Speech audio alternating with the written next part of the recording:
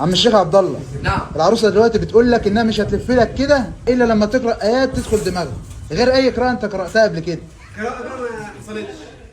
أعوذ بالله من الشيطان الرجيم.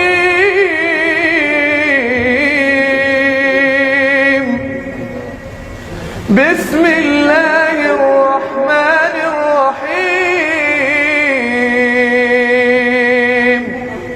ومن آياته أن خلق لكم من أنفسكم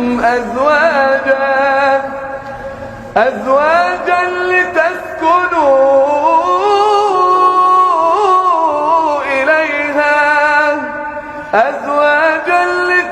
لتسكنوا إليها وجعل بينكم مودة ورحمة إن في ذلك لآيات لقوم يتفكرون.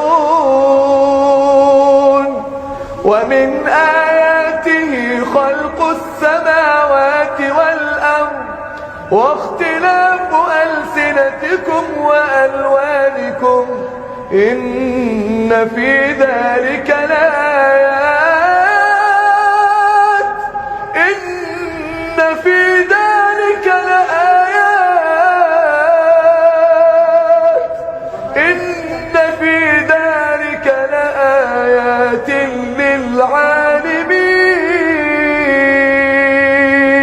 للعالمين.